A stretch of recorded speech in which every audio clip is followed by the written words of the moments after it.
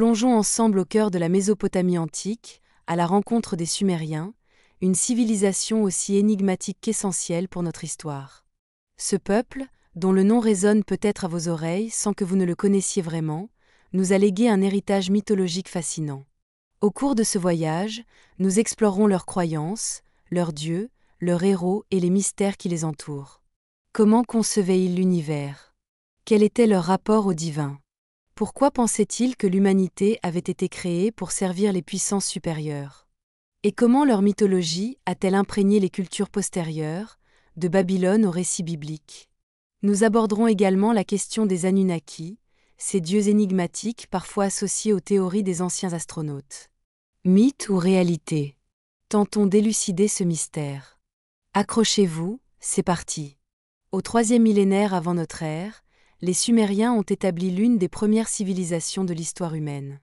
Installés dans le sud de la Mésopotamie, l'Irak actuel, entre le Tigre et l'Euphrate, une région surnommée le Croissant fertile, ils bénéficiaient de terres propices à l'agriculture et au développement de villages prospères. Dès le 5e millénaire avant notre ère, des communautés s'y étaient formées, mais ce sont les Sumériens qui les ont transformées en véritables cités-États. Ur, Uruk, Lagash, Nippur. Chacune de ces cités indépendantes possédait son propre souverain, son armée, ses lois et sa divinité protectrice. Au cœur de chaque ville se dressait une ziggourate, un imposant temple à étages où les prêtres officiaient, accomplissant rites et sacrifices en l'honneur des dieux.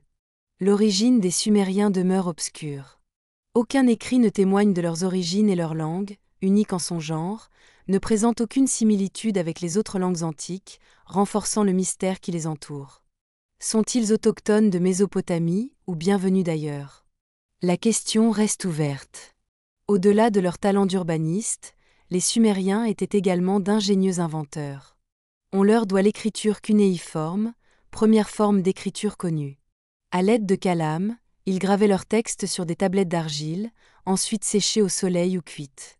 Ces précieux témoignages nous renseignent sur leur mode de vie, leurs lois, leurs récits et leurs légendes. Ils sont également à l'origine du système sexagésimal, que nous utilisons encore aujourd'hui pour mesurer le temps, ainsi que du premier système financier, de la gestion des impôts, des chars à roues et des premiers systèmes d'irrigation. Mais leur héritage le plus marquant réside sans doute dans leur riche mythologie. Pour les Sumériens, les dieux étaient les véritables maîtres de l'univers, régissant le destin des hommes. Ils croyaient que les dieux avaient créé le monde, puis l'avaient confié aux humains non par bienveillance, mais pour qu'ils se chargent des tâches ingrates. Les Sumériens ne se sont pas contentés de créer certains des premiers mythes de l'humanité. Leurs croyances ont profondément influencé les religions des peuples qui leur ont succédé. Après le déclin de leur civilisation, leurs mythes ont été adoptés et adaptés par les Babyloniens et les Assyriens. Ces derniers ont modifié l'image des dieux sumériens, tout en conservant l'essence des mythes. Marduk, divinité babylonienne majeure, n'était au départ qu'un dieu sumérien secondaire. Il devint par la suite le puissant créateur du monde, supplantant les anciennes divinités.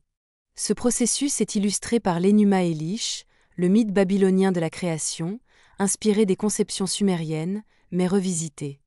Dans la religion assyrienne, les dieux adoptèrent un caractère plus guerrier.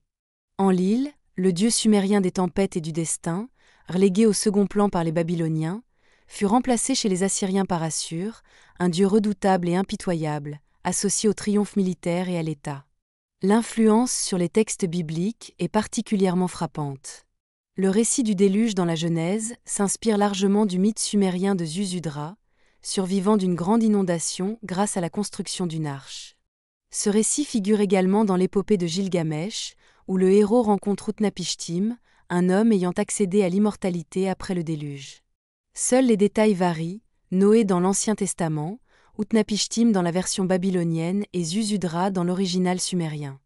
La conception de l'au-delà dans l'Ancien Israël présente également des similitudes avec les croyances sumériennes. Dans la mythologie sumérienne, les âmes des défunts rejoignent un royaume souterrain plongé dans une obscurité poussiéreuse. Leur sort dépend des rites funéraires accomplis par les vivants. Le Shéol, lieu sans joie accueillant toutes les âmes dans la tradition juive, évoque le monde des morts sumériens.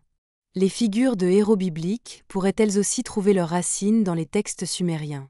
Nimrod, le puissant chasseur et roi associé à la construction de Babylone dans la Bible, pourrait être une réminiscence de rois sumériens historiques ou du mythique Gilgamesh, roi d'Uruk, célèbre pour ses exploits, son opposition aux dieux et sa quête d'immortalité.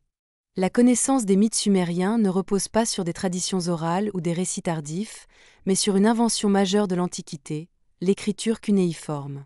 Les Sumériens furent les premiers à écrire sur des tablettes d'argile à l'aide d'un calame, un roseau taillé en pointe. Ces tablettes étaient ensuite séchées au soleil ou cuites pour préserver les inscriptions. Grâce à elles, les mythes sumériens ont traversé les millénaires. Ces tablettes ne se limitaient pas aux conceptions religieuses. Elles étaient aussi des supports de savoir. De nombreux récits sumériens, recopiés par les Babyloniens et les Assyriens, ont ainsi pu parvenir jusqu'à nous. La bibliothèque d'Assurbanipal, impressionnante collection de tablettes cunéiformes découvertes dans les ruines du palais de Ninive, constitue une source essentielle pour l'étude de la mythologie sumérienne. Elle renfermait des textes reprenant des légendes sumériennes, interprétées par les Babyloniens. L'épopée de Gilgamesh, plus ancien poème littéraire connu, relate les aventures du roi d'Uruk, sa quête d'immortalité et sa rencontre avec des héros du passé. Le dieu Enkidu, le déluge, la déesse Ishtar, le royaume des morts, autant d'éléments qui font de l'épopée une source précieuse pour la compréhension de la mythologie sumérienne. Pour les Sumériens, le monde n'est pas né du néant, ni créé par la volonté d'un dieu unique, comme dans les religions plus récentes. Il est issu du chaos, des forces primordiales antérieures aux dieux, à la terre et même au temps. À l'origine, il y avait l'océan primordial, un abîme infini dépourvu de lumière et de terre, où reposait l'énergie créatrice originelle.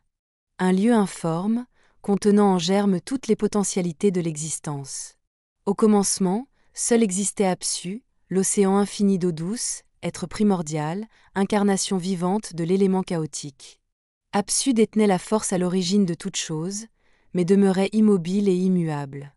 Tapis dans ses profondeurs se trouvaient les eaux souterraines obscures de Noun, lieu mystérieux, inaccessible aux mortels et même aux dieux. Cette idée se retrouvera plus tard dans les mythes babyloniens, puis dans les récits bibliques des eaux de l'abîme. De ces eaux primordiales émergèrent les premiers dieux, non pas selon un plan préétabli, mais comme des étincelles jaillissant du feu. Parmi eux figurait An, l'incarnation du ciel, et Ki, l'essence de la terre. Indissociables, ils formaient une unité au sein du chaos. Pour que le monde puisse advenir, il fallait que le ciel et la terre soient séparés et que le chaos soit ordonné. De la séparation d'An et Ki, le ciel et la terre, naquit l'espace. Mais la terre restait vide et stérile, semblable à une masse d'argile informe. C'est alors qu'intervint Ninursag, l'une des déesses majeures de la mythologie sumérienne. Dame des montagnes, elle façonna les premiers reliefs, sépara la terre de l'eau et traça le cours des rivières. Son œuvre prépara le monde à l'apparition de la vie. La création du monde n'était pas, pour les Sumériens, un acte instantané, comme dans la tradition biblique, mais un processus lent et progressif. Exigeant force et habileté, tel un travail artisanal. Ninursag transforma le chaos en un espace organisé, mais cela ne suffisait pas. Le monde demeurait désordonné et stérile. Il fallait instaurer l'ordre, structurer le monde, déterminer qui le gouvernerait et selon quelles lois. An, le dieu du ciel, était infini, froid et distant. Il existait au-dessus de tout, source de la puissance divine, mais intervenait rarement dans les affaires du monde. Ki, la déesse de la terre, était solide, fertile et pleine de vie. Ensemble, ils formaient le fondement du monde, mais tant qu'ils restaient unis, rien ne pouvait réellement commencer. Leur séparation ne fut pas spontanée. Ce fut un acte de force, une décision délibérée aux conséquences importantes. C'est là qu'apparaît Enlil, fils d'An et de Ki. Contrairement à son père, il n'était pas distant. Il était la force du vent, des tempêtes et du mouvement. Enlil ne supportait pas l'immobilité. Il brisa le lien entre An et Ki, éleva le ciel et abaissa la terre. Cet épisode de la mythologie sumérienne peut être comparé à la séparation de la lumière et des ténèbres, du chaos et de l'ordre, dans les mythes d'autres cultures. Enlil permit au monde d'exister tel que nous le connaissons. Mais la séparation du monde marqua également le début de la lutte pour le pouvoir. Enlil, créateur de l'ordre, s'autoproclama Dieu suprême. Mais il n'était pas le seul prétendant au trône. Enki, dieu de la sagesse, de l'eau et des connaissances secrètes, coexistaient avec lui. Enki n'était pas un guerrier, mais il était rusé, profondément sage et comprenait les lois du monde, et surtout, comment les contourner, comment modifier la réalité sans recourir à la force brute. Ces deux dieux devinrent les forces dominantes du panthéon sumérien. Leur rivalité façonna le destin des dieux, des hommes et du monde entier. Enlil exigeait l'ordre, Enki explorait les voies cachées, qui donnaient la vie, et distant, observait d'en haut, du haut du ciel, le déroulement des événements. Après avoir exploré la conception sumérienne de la création du monde, penchons-nous sur leur panthéon. Au sommet trônait le Dieu suprême, inaccessible, Seigneur du ciel infini. Il ne se mêlait pas des affaires des mortels, ne descendait pas sur terre et ne participait pas aux intrigues des autres dieux. Son pouvoir était absolu, mais il régnait de loin, depuis une étoile lointaine brillant dans les cieux. Il était la source du pouvoir divin, l'origine de la puissance de tous les autres dieux. Sans son assentiment, nul ne pouvait prétendre au pouvoir légitime. Dans les textes anciens, son nom symbolisait le pouvoir suprême, mais il apparaissait rarement dans les mythes. C'était un dieu invoqué non par les humains, mais par les autres dieux, lorsqu'il s'agissait de décider du destin du monde. Son trône se situait au sommet du ciel, dans le plus élevé des mondes célestes. Mais bien que considéré comme le père des dieux, son pouvoir était essentiellement symbolique. Il ne gouvernait pas le monde directement, ayant délégué cette tâche à d'autres, principalement à son fils Enlil. Enlil ne se contentait pas de gouverner le monde, il le protégeait, veillait au respect de l'ordre établi, s'assurait que les dieux reçoivent leurs offrandes et que les humains remplissent leur rôle. Mais en cas de transgression de cet ordre, Enlil se montrait impitoyable. Il existe un récit fascinant, semblable à celui du déluge, que les Sumériens évoquaient bien avant la Bible. En substance, Enlil, courroucé, désirait anéantir l'humanité. Cependant, les autres divinités n'étaient pas unanimes. Pour les Sumériens, les humains n'étaient pas les favoris des dieux, mais plutôt leurs serviteurs. Ils travaillaient pour eux, érigeaient des temples, offraient des sacrifices, louaient ses puissants célestes. En bref, ils accomplissaient toutes les tâches ingrates que les dieux effectuaient auparavant.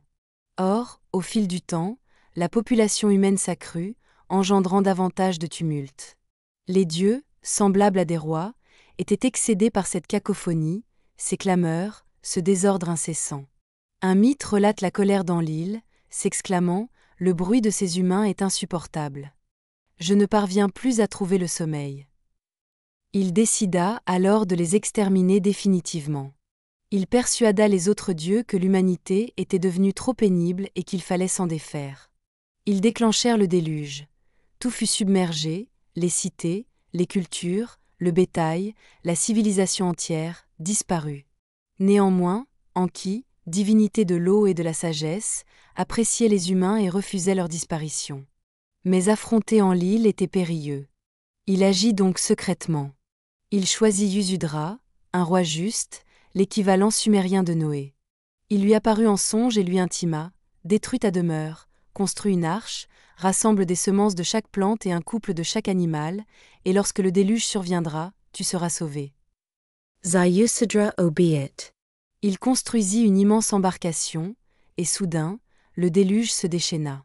L'eau recouvrit tout durant 7 jours et 7 nuits, des vagues gigantesques submergèrent même les montagnes. Humains noyés, villes ravagées, un véritable cataclysme. Yusudra lâcha un oiseau pour évaluer la situation. L'oiseau ne revint pas, signe que la terre réapparaissait. Lorsqu'Enlil apprit l'existence de survivants, il fut furieux. Il voulut savoir qui avait osé désobéir, qui avait sauvé ces humains qu'il voulait éliminer. Enki confessa son acte, il ne pouvait laisser disparaître l'humanité. Enlil, d'abord courroucé, finit par accepter la situation. Quant à Yusudra, il fut récompensé, il obtint l'immortalité et fut emmené vivre paisiblement aux côtés des dieux. Au sein du panthéon sumérien, Inanna occupait une place singulière. Plus tard, elle deviendrait Ishtar, conservant sa personnalité et son rôle. Elle incarnait la vie, l'amour, la passion, la fécondité, mais également la guerre, la destruction et le pouvoir. On la vénérait comme la déesse capable de conférer la puissance à un roi, de lui accorder la victoire et d'assurer d'abondantes récoltes. Mais on la redoutait également, car elle pouvait vous anéantir en un instant. Inanna ne régnait pas seulement sur les cieux, mais aussi sur les cœurs. Dans ses sanctuaires, tous l'imploraient, rois, guerriers, agriculteurs, prêtres, prêtresses de l'amour et simples mortels en quête de sa bénédiction. Son culte était particulier. Il ne s'agissait pas uniquement de crainte ou d'espoir de faveur, mais de la vie, des émotions, du corps. Dans ces temples, la musique résonnait, on chantait, on dansait, on accomplissait des rites pour témoigner de sa dévotion. On ne lui offrait pas seulement des sacrifices comme aux autres divinités, on lui dédiait des représentations, des mystères relatant ses mythes, son amour, sa passion. Le rite le plus important était le mariage sacré. Chaque année, au printemps, le souverain de Sumer s'unissait symboliquement à Inanna. Il devenait son amant, son élu. Une grande cérémonie se déroulait au temple, où la grande prêtresse, représentant Inanna, s'unissait au roi. C'était l'union du divin et du terrestre. Ce rituel était crucial pour la prospérité du pays. Si la déesse acceptait le roi, la terre était fertile, les récoltes abondantes et le royaume florissant. Dans le cas contraire, la sécheresse, la famine, la maladie et la guerre s'abattaient sur le pays. Le culte d'Inanna incluait également des prêtresses officiant dans ces temples. Elles ne se contentaient pas de prier et d'accomplir des rites, elles incarnaient la déesse. Leurs caresses, leurs paroles, leurs danses, tout était sacré, imprégné du pouvoir d'Inanna. Son nom était gravé sur des tablettes d'argile, accompagnées de prières. On la représentait ailée, couronnée, armée d'un arc et de flèches, prête à défendre et à attaquer. Malgré sa puissance, Inanna n'échappait pas au destin. Elle aussi devait affronter la mort. Le mythe de sa descente aux enfers est l'un des récits les plus énigmatiques et tragiques de l'Antiquité. Pourquoi la déesse de la vie décida-t-elle de se rendre au royaume des morts ? Certains prétendent qu'elle ambitionnait de s'emparer du pouvoir, même là où régnait sa sœur Ereshkigal. D'autres affirment qu'elle descendit pour pleurer la mort de son époux. Quelle que soit la raison, ce voyage la transforma. Avant de partir, elle se prépara. Consciente du danger. Elle demanda à son serviteur Ninchubur de l'attendre 3 jours et 3 nuits. S'il ne la voyait pas revenir, il devait solliciter l'aide des grands dieux.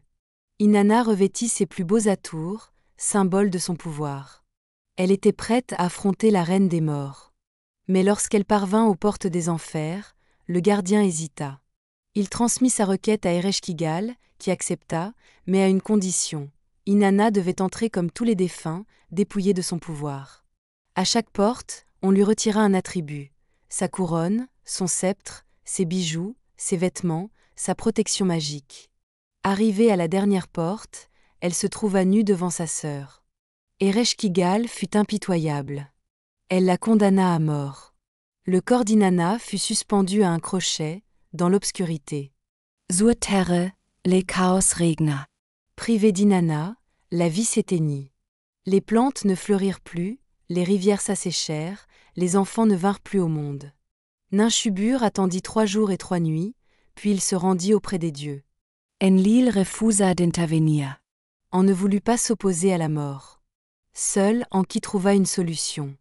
Il créa 2 esprits inconnus, des êtres capables de se rendre aux enfers sans appartenir ni au monde des vivants ni à celui des morts. Ils allèrent voir Ereshkigal, non pas pour réclamer la libération d'Inanna, mais pour écouter ses lamentations. Les esprits exprimèrent leur compréhension de sa douleur. C'était la première fois que la déesse de la mort recevait de la compassion. Si surprise fut-elle qu'elle leur offrit n'importe quel présent. Ils demandèrent la libération d'Inanna. Or, nul ne pouvait quitter le royaume des morts sans laisser quelqu'un à sa place. Inanna accepta.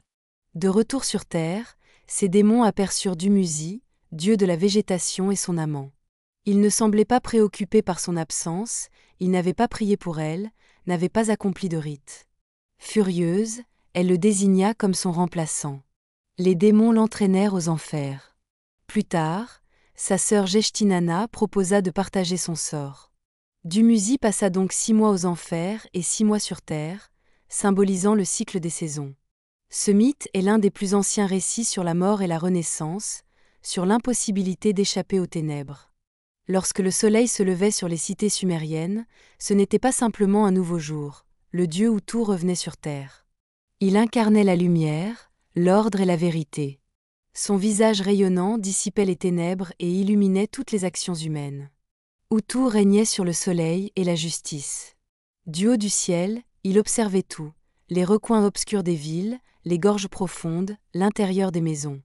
Nul ne pouvait se soustraire à son regard. Les Sumériens pensaient qu'Utu jugeait les hommes. Il n'était ni clément comme Inanna, ni irascible comme Enlil. Sa force résidait dans la justice. Il protégeait les honnêtes et dénonçait les menteurs. On lui présentait des offrandes dans les temples, on implorait sa protection devant les tribunaux, on le priait pour des jugements équitables. Mais Utu n'était pas seulement un juge. C'était un voyageur qui parcourait le ciel quotidiennement. Le matin, il émergeait des portes célestes et illuminait le monde. Le soir, il disparaissait à l'horizon pour traverser le monde souterrain durant la nuit. C'est pourquoi il était aussi le guide des âmes, celui qui éclairait le chemin des défunts et les protégeait des horreurs des ténèbres. Des mythes relatent ses combats contre les démons et son aide aux héros. Un jour, il assista Gilgamesh, le grand roi d'Uruk, en lui fournissant une arme pour vaincre le monstre Humbaba. Sa lumière symbolisait la protection, la force et l'ordre immuable établi par les divinités. Si Utu incarnait la lumière du jour, la nuit appartenait à une autre divinité, Nana. Si le soleil représentait la loi, la lune symbolisait le mystère. Nana, appelé plus tard saint, était le dieu de la lune, de la sagesse, de la magie et des prophéties. Sa lumière ne révélait pas la vérité comme les rayons d'Utu, mais la voilait, laissant place aux énigmes et aux secrets. Les Sumériens observaient la lune changer de forme chaque nuit. D'un fin croissant à un disque plein, puis à sa disparition. Nana était donc le dieu du changement, des cycles temporels, des rythmes de la vie et du destin. On pensait qu'il dévoilait l'avenir à ceux qui savaient interpréter les signes. Nana était sage et apaisé. Il n'intervenait pas autant dans les affaires humaines, mais ses prêtres étaient les meilleurs astronomes et devins de Sumer. Ils étudiaient les phases lunaires, calculaient le temps des semailles, des récoltes et des guerres. Le royaume de Nana se situait dans le ciel nocturne. Il voyageait dans son embarcation céleste, régissant le temps et les marées. Ses principaux lieux de culte étaient les villes d'Ur et de Haran, où s'élevaient de magnifiques temples dans lesquels les prêtres gravaient des prophéties sur des tablettes d'argile. Nana était considéré comme le père de deux divinités majeures, Utu, le dieu solaire, et Inanna, la guerrière. Les mythes racontent qu'il leur transmit sa sagesse. Utu reçut la faculté de percevoir la vérité, et Inanna la force du pouvoir. Mais derrière la clarté lunaire subsistait toujours l'obscurité. En tant que dieu de la nuit, Nana était également lié au monde des morts, aux présages, aux savoirs occultes. C'est à lui que les magiciens, les astrologues et les souverains offraient des sacrifices dans l'ombre de la nuit, recherchant des réponses que le soleil levant ne pouvait fournir. Parmi les grandes divinités du panthéon sumérien figuraient également celles dont le royaume se situait au-delà de la vie, Nergal et Ereshkigal, le roi et la reine du monde souterrain. Ils régnaient sur le monde des ombres, un monde sans retour. Le royaume d'Ereshkigal était plongé dans les ténèbres perpétuelles. Il n'y avait ni joie ni espoir. C'était le monde où erraient les âmes des défunts, un lieu nommé Kur. Imagine un lieu profondément enfoui sous terre, accessible seulement après avoir franchi cette portail menant à une obscurité abyssale et terrifiante. C'est là que les âmes des défunts se retrouvaient piégées pour l'éternité. Une fois à l'intérieur, l'humanité s'évanouissait, laissant place à une existence dénuée de toute individualité. Plus de joie, plus de lumière, plus de son. Les âmes erraient, consommant poussière et immondices, inconscientes même de leur propre fin. L'accès à ce royaume des morts était gardé par d'effroyables démons, semblables à des golems, capturant quiconque tentait de s'échapper. Même les divinités peinaient à quitter cet endroit. Souvenez-vous d'Inanna, contrainte de trouver un remplaçant pour obtenir sa liberté. Malgré l'horreur ambiante, les morts, tels des spectres de leur vie passée, erraient dans un ennui profond. Seuls se recevant des offrandes de leurs proches, pain, eau, huile, vêtements, conservaient un semblant de leur existence antérieure. L'oubli, quant à lui, les condamnait à disparaître dans les ténèbres. Ereshkigal, la souveraine de ce monde, contrastait fortement avec Inanna, la déesse de la passion et de la puissance. Froide et impassible comme la mort elle-même, son histoire reste mystérieuse. Les mythes sumériens racontent son enlèvement et son emprisonnement en ces lieux, la conduisant à en devenir la reine éternelle. Nul ne pouvait la défier, pas même les dieux les plus puissants. Depuis son palais, situé au cœur de ce royaume infernal et entouré de démons et d'esprits, elle observait, assise sur son trône, le défilé incessant des morts et leur existence spectrale. Sans être fondamentalement mauvaise, elle n'inspirait guère la bienveillance. Son pouvoir résidait dans l'inéluctabilité. Elle incarnait la mort, impossible à tromper ou à éviter. Cependant, même la reine des morts connaissait la tragédie de la solitude. À l'opposé d'Inanna, entourée d'amants, de guerriers et de prêtres, Ereshkigal régnait dans le vide. L'arrivée de Nergal changea peut-être la donne. Nergal n'a pas toujours été le dieu de la mort. Auparavant, il était le dieu de la guerre, de la destruction et de la pestilence, à la frontière entre le monde des vivants et celui des morts. Il apportait la mort sans appartenir au royaume d'Ereshkigal, jusqu'à un incident singulier relaté dans la mythologie sumérienne. Lors d'une grande fête divine en l'honneur d'Anu, le roi des dieux, tous étaient présents, sauf Ereshkigal, retenu par son trône. Elle envoya donc Nantar, son serviteur, la représenter.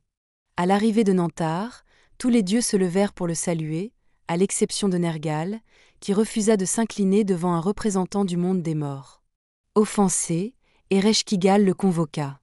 Descendu dans les profondeurs, Nergal se retrouva face à Ereshkigal, puissante, froide, mais d'une étrange beauté ténébreuse.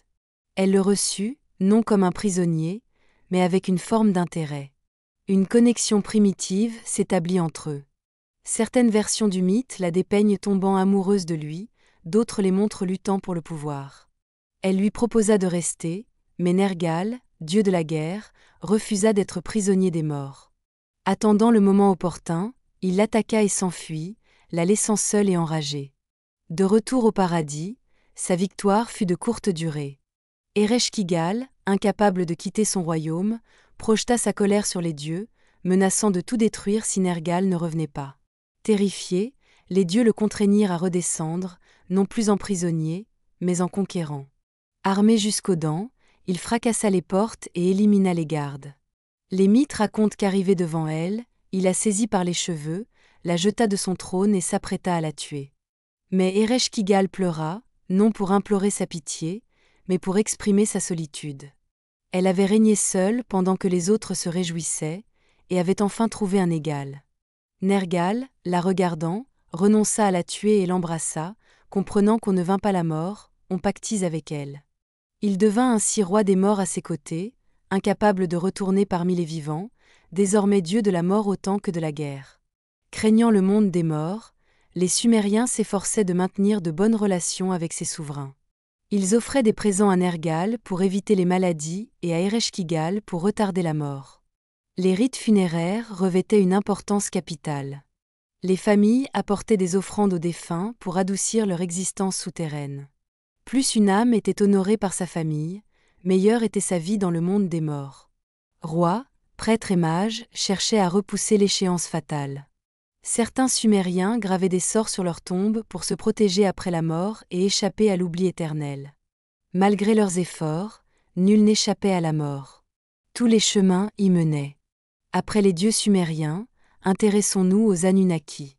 Dans les textes, ces êtres énigmatiques sont associés au ciel, à la terre et au monde souterrain. Présentés comme un collectif, ils sont, dans les écrits les plus anciens, les descendants d'Anu, le dieu du ciel. Importants, mais non principaux, contrairement à Enlil ou Enki, le dieu de l'eau, ils forment davantage un conseil divin régissant le monde. Ils se réunissent, délibèrent et décident, mais leur présence dans les mythes est moins marquée que celle des autres dieux. Chaque grande cité sumérienne possédait son dieu protecteur, Enlil à Nippur, Nana à Ur, Inanna à Uruk. Derrière ces divinités puissantes se trouvaient les Anunnaki, invisibles mais présents dans les textes religieux, décidant de la prospérité ou du déclin des villes. Leur volonté conférait le pouvoir au roi. Un souverain sumérien régnait avec la bénédiction des Anunnaki. S'ils se détournaient de lui, le désastre s'abattait. Leur intervention la plus célèbre reste le déluge. Dans une version du mythe, ils se rassemblent et décident d'anéantir l'humanité. Enlil approuve, mais Enki désobéit et avertit le roi Zuzudra. Malgré leur puissance, leur statut évolua au fil du temps. Initialement liés au Conseil céleste, ils furent ensuite associés au monde souterrain. Non plus juges célestes, mais esprits déterminant le sort des morts, ils n'influençaient plus les cités ni les rois, mais distribuaient les places dans le royaume d'Ereshkigal. Qui étaient ces êtres? Ils ne descendaient jamais parmi les humains, ne s'adressaient jamais directement au roi, n'enseignaient rien, contrairement à Enki. Ils décidaient, mais agissaient par l'intermédiaire des autres dieux. Dépourvus d'individualité, aucun mythe ne relate leurs exploits ou ne révèle leur personnalité. Ils représentaient une force, un destin, influençant les grands événements sans intervention directe. Après avoir créé le monde, ils se retirèrent dans l'ombre, laissant la gestion aux autres dieux. Si les Sumériens attribuaient aux dieux des passions, amour et colère, les Anunnaki, eux, semblaient dénués d'émotion. Ils incarnaient la loi, invisible mais omniprésente. Ils pouvaient faire prospérer une ville, puis la détruire. Ils suivaient leur destin. Les humains ne pouvaient les contacter directement. Ce rôle était dévolu aux prêtres, intermédiaires entre les mortels et les dieux. Dans les grandes cités, les prêtres tentaient de déchiffrer la volonté des Anunnaki en examinant les foies d'animaux, un système permettant de jauger leur satisfaction. Les Anunnaki sont souvent mentionnés dans les textes relatifs aux sacrifices. Pain, vin, huile et bétail étaient offerts pour les apaiser. Les Sumériens ne les voyaient pas, mais savaient que leur présence contrôlait tout. Ils ne combattaient pas, ne s'impliquaient pas dans les affaires amoureuses, ne bâtissaient pas de villes, mais décidaient de leur survie. Dieux de l'ordre et de l'inéluctabilité, force cachée de l'histoire, les Sumériens cherchaient à obtenir leur faveur par des sacrifices et des rituels. Récemment, les Anunnaki ont dépassé le cadre des dieux sumériens pour devenir les vedettes de théories pseudo-scientifiques les associant aux extraterrestres, aux civilisations anciennes et même à des manipulations génétiques. Venus d'une autre planète, ils auraient créé les humains en laboratoire pour les exploiter dans les mines d'or. Les Sumériens partageaient-ils cette croyance? Ces théories reposent sur des interprétations du XXe siècle, non sur les textes sumériens. Zecharia Sitchin popularisa cette idée en 1976 avec son livre « La 12e planète ». Pourquoi la 12e? Parce qu'il inclut le Soleil et la Lune parmi les planètes. Pour lui, les Anunnaki sont des extraterrestres originaires de Nibiru, une planète à l'orbite inhabituelle traversant le système solaire tous les 3600 ans. À leur arrivée sur Terre, ils découvrirent de l'or, nécessaire à leur atmosphère. Sitchin affirme qu'ils modifièrent l'ADN des primates pour créer les humains et les forcer à travailler dans les mines. Un scénario digne d'un film de science-fiction. Le problème est que les textes sumériens ne mentionnent rien de tel. Sitchin a interprété les tablettes à sa manière, et aucun scientifique sérieux ne le soutient. Les Sumériens n'ont jamais prétendu que les Anunnaki étaient des extraterrestres ou qu'ils avaient créé les humains pour l'or. Pure Invention. L'un des arguments de Sitchin est Nibiru, une planète inconnue croisant occasionnellement le système solaire. Or, les archéologues et les astrophysiciens affirment que Nibiru n'est jamais désigné comme une planète dans les textes sumériens. Il s'agit du nom d'une étoile brillante, parfois de Jupiter. Nibiru n'a jamais été observée, et une planète avec une telle orbite ne pourrait exister, elle perturberait l'ensemble du système solaire. En résumé, la théorie de Nibiru est un canular. Elle repose sur des spéculations fantaisistes et non sur des preuves scientifiques. Les Anunnaki, en tant que divinités, n'étaient pas des scientifiques ni des ingénieurs. Ils ne concevaient pas de vaisseaux spatiaux et n'utilisaient pas de technologies complexes. Leur puissance résidait non pas dans la technologie, mais dans la maîtrise du destin et l'équilibre du monde. Aucun écrit sumérien ne mentionne d'extraterrestres, de vaisseaux, de laboratoires ou d'extraction d'or par les Anunnaki. Leur rôle, d'après les textes, consistait à décider du sort des rois, à répartir le pouvoir et à régner sur le monde souterrain. Si ces idées sont infondées, pourquoi continuent-elles à captiver l'imagination? Les théories des anciens astronautes sont attrayantes car elles offrent des explications simplifiées à des phénomènes complexes. Face aux pyramides d'Égypte ou aux ziggourats, nombreux sont ceux qui s'interrogent sur la capacité des humains à construire de tels monuments sans l'intervention d'une intelligence supérieure. La réalité historique est que les Sumériens ont bâti leur civilisation par leurs propres moyens. Leurs accomplissements sont le fruit de l'ingéniosité humaine, du savoir et de millénaires de progrès, et non de dons venus d'ailleurs. La mythologie sumérienne laissait peu de place à l'incertitude.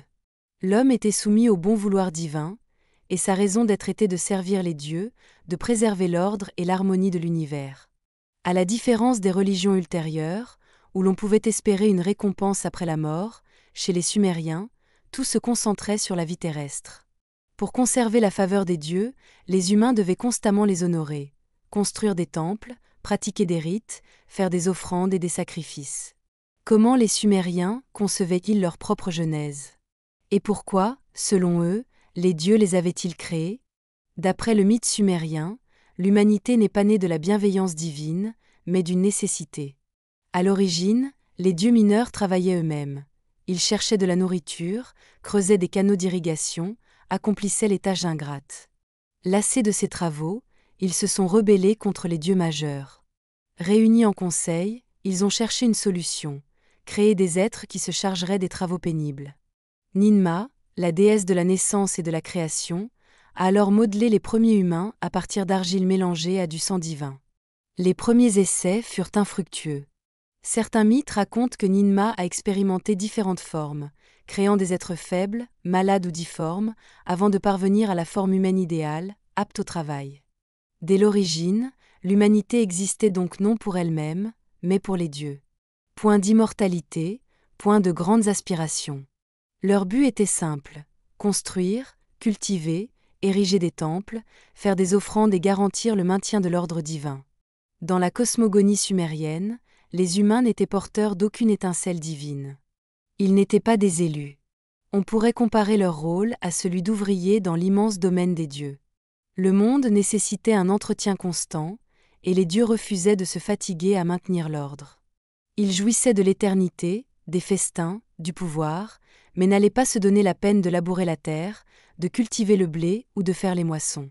Cela incombait aux mortels. Certains textes affirment clairement que les dieux se sont affranchis du travail grâce aux humains.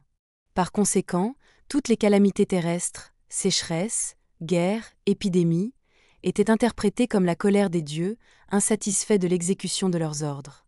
Afin de préserver l'ordre et d'apaiser les dieux, chaque jour, les prêtres gravissaient les ziggourats pour accomplir des rites, brûler de l'encens et offrir de la nourriture aux dieux. Les prières ne suffisaient pas. On croyait que les dieux, bien qu'immortels, avaient besoin d'attention, nourriture, boisson et présents. On déposait sur les autels du pain, du vin, de l'huile. On pensait que les dieux se nourrissaient des effluves des aliments. On sacrifiait du bétail, dont le sang coulait sur une pierre sacrificielle, et la viande était consommée dans le temple. Même s'il n'y avait pas de sacrifice humain à grande échelle en Sumer, des traces de meurtres rituels ont été découvertes par les archéologues dans les tombes des nobles, notamment à Ur. Il s'agissait peut-être de personnes s'immolant volontairement, ou sacrifiées pour accompagner leur souverain dans l'au-delà. Parfois, on dédiait aux dieux de l'or, des étoffes précieuses, des armes, que l'on laissait dans les sanctuaires. On croyait que la puissance divine imprégnait ces objets, les sacralisant. Abandonner ses biens aux dieux était également considéré comme un sacrifice. Dans ce monde, nul n'était isolé. Du roi aux paysans, chacun travaillait non seulement pour soi, mais aussi pour le grand ordre divin. Les temples sumériens majeurs étaient d'imposants ziggourats, des tours à étages gigantesques où les prêtres officiaient et où le peuple apportait des offrandes. La vie de chaque Sumérien était rythmée par ces rites. Chacun comprenait que son destin dépendait de la bienveillance des dieux. Chaque temple, chaque ziggourate, chaque sacrifice le rappelait. Les humains étaient créés pour servir, et l'harmonie du monde reposait sur eux. Chaque civilisation lègue des récits légendaires, mais les Sumériens ont transmis davantage que des histoires. Ils ont laissé les premières épopées de l'humanité, relatant les exploits des dieux et des hommes. Ces mythes expliquaient l'origine du monde, le destin des dieux, le sens de la vie et de la mort. Parmi tous les récits nés en Mésopotamie, l'épopée de Gilgamech se distingue. Il s'agit de la plus ancienne œuvre littéraire que l'on puisse qualifier de premier roman sur la quête de l'immortalité. Ce n'est pas seulement un récit héroïque, c'est une réflexion sur la condition humaine. Cette légende, née il y a environ 4000 ans, transmise oralement puis gravée sur des tablettes cunéiformes, continue de fasciner aujourd'hui. En Sumer, les rois étaient perçus comme étant choisis par les dieux. Gilgamech était différent. Né d'un père mortel et d'une mère divine, la déesse Ninsin, il possédait une nature double. 2 tiers de son être était divin, 1 tiers humain. Cela le rendait plus fort, plus sage et plus puissant que tout autre homme, mais ne lui accordait pas l'essentiel, la vie éternelle. Gilgamesh régnait sur la puissante cité d'Uruk, dont les murailles étaient réputées invincibles.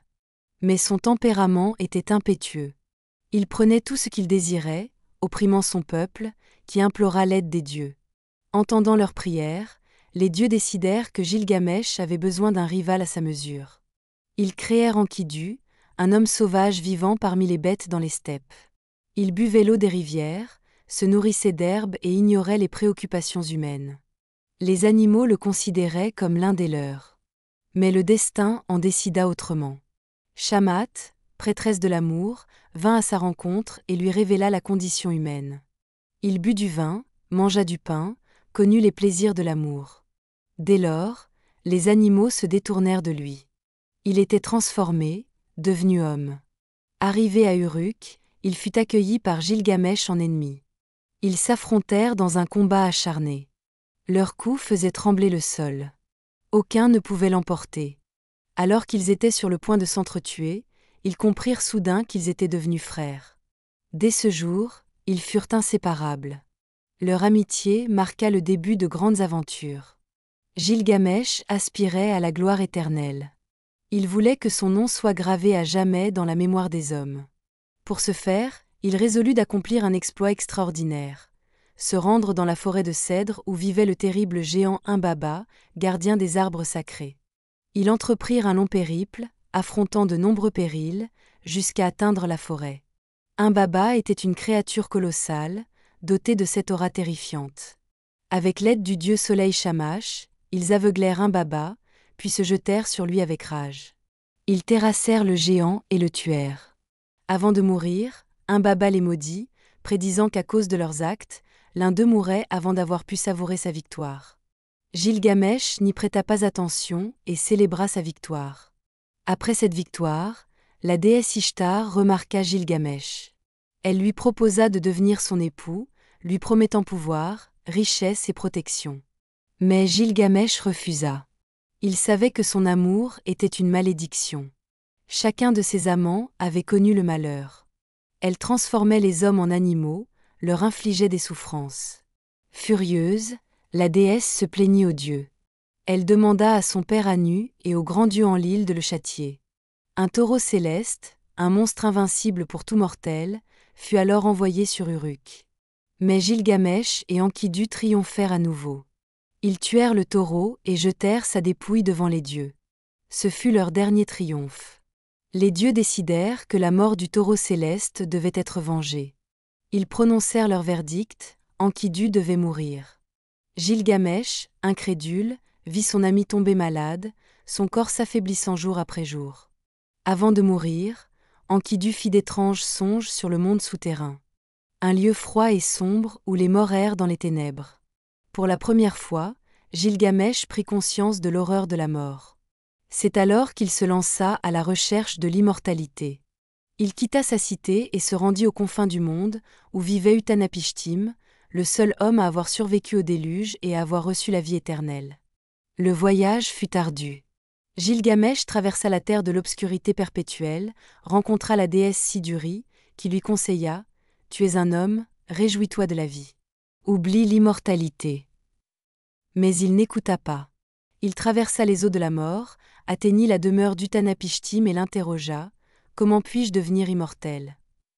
La réponse fut cruelle « L'homme ne peut vivre éternellement. Seuls les dieux sont immortels. » On proposa à Gilgamesh une épreuve, ne pas dormir pendant 6 jours et 7 nuits. S'il y parvenait, il pourrait vaincre la mort. Mais à peine eut-il accepté qu'il s'endormit aussitôt. Il ne comprit même pas comment il avait échoué. En guise de récompense, on lui permit de cueillir une fleur d'immortalité qui poussait au fond de la mer. Il la cueillit et décida de ne pas l'utiliser lui-même, mais de la rapporter à Uruk et de la partager avec son peuple. Mais lorsqu'il s'arrêta près d'une source, un serpent vola la fleur, muant et disparaissant. Ainsi, l'immortalité échappa à jamais aux humains. Gilgamesh retourna à Uruk, transformé. Il avait compris que ce n'est pas l'immortalité qui grandit l'homme, mais ses actions. Il contempla les murailles de sa ville et réalisa que c'était elle qui traverserait les siècles, que c'était elle qui demeurerait après lui. Gilgamesh renonça à la quête de l'immortalité. Il comprit que la véritable immortalité réside dans le souvenir que l'on laisse derrière soi. Les Sumériens ont disparu il y a des millénaires. Leurs cités sont en ruine, leur langue s'est éteinte. Mais leur mythologie a perduré. Elle a nourri les mythes babyloniens, influencé la Bible, imprégné les légendes antiques. Aujourd'hui encore, on en retrouve les thèmes dans les livres, les films et les jeux vidéo. Même si les gens ignorent l'existence des Sumériens, leurs idées continuent de vivre. L'héritage culturel sumérien a servi de fondement aux Babyloniens et aux Assyriens. Au lieu de rejeter les anciennes divinités, Babylone les a réinterprétées, les intégrant à son propre panthéon. Ainsi, Enlil est devenu El, En est devenu Anu, Nana est devenu Ishtar, et Enki, Ea. Leurs personnalités ont quelque peu évolué, mais l'essence est restée. Cependant, le plus important n'était pas seulement de préserver les dieux, mais de réécrire les mythes fondateurs. L'un d'eux est le récit de la création du monde, initialement sumérien, qui s'est transformé à Babylone en un nouveau mythe, l'Enuma Elish. Dans les textes sumériens, l'ordre divin émergeait du chaos primordial. Les Babyloniens ont développé cette idée. Désormais, les dieux combattent des monstres ancestraux, et le vainqueur devient le souverain du monde. Il démembre le corps du monstre vaincu et crée le ciel et la terre à partir de ses restes. L'idée d'une lutte contre le chaos pour donner naissance au monde est devenue un thème central de la mythologie du Proche-Orient. Le récit de la séparation des eaux et de l'instauration de l'ordre par une puissance divine, présent dans la Genèse, fait écho à des thèmes cosmogoniques plus anciens. De même, le mythe sumérien d'Adapa, premier homme façonné par le dieu Enki, privé d'immortalité, présente des parallèles frappants avec l'histoire d'Adam et Ève. Adapa, invité par Anu, le dieu céleste, refuse la nourriture d'éternité sur les conseils d'Enki, craignant un piège. À l'instar d'Adam et Ève, qui perdent l'immortalité par désobéissance en goûtant aux fruits défendus, Adapa manque l'opportunité de la vie éternelle. Bien que les circonstances diffèrent, l'essence du récit demeure. L'humanité, initialement promise à l'immortalité, la perd par un acte fatidique. L'idée de l'homme façonné à partir de terre, centrale dans la Bible avec la création d'Adam à partir de poussière, trouve son origine dans la mythologie sumérienne. La déesse Ninursag modelait les humains avec de l'argile mêlée au sang divin. Un procédé similaire à la Genèse biblique. L'influence sumérienne, par l'intermédiaire des Babyloniens et des Phéniciens, se retrouve également dans la mythologie grecque. Prométhée, défiant les dieux pour offrir le feu aux hommes, rappelle Enki, protecteur de l'humanité. Les exploits d'Hercule évoquent les aventures de Gilgamesh, tandis qu'Ulysse, naviguant sur les mers et explorant les enfers, reproduit la quête d'immortalité de Gilgamesh. Le Tartare, séjour des damnés dans la mythologie grecque, s'apparente au cure sumérien, le sombre royaume des morts. Bien que la civilisation sumérienne ait disparu depuis des millénaires, son héritage perdure. Leurs récits ont imprégné les cultures ultérieures, nourri les religions et forgé des archétypes qui résonnent encore dans les mythes et légendes. L'enseignement fondamental légué par les Sumériens est peut-être la conscience de la mortalité humaine contrastant avec l'immortalité des histoires. Je vous remercie de m'avoir accompagné dans cette exploration. Merci pour votre temps, votre attention et votre intérêt pour cette sagesse ancestrale. Le monde sumérien regorge encore de secrets. Espérons que nous pourrons reprendre ce voyage un jour. En attendant, au plaisir de vous retrouver.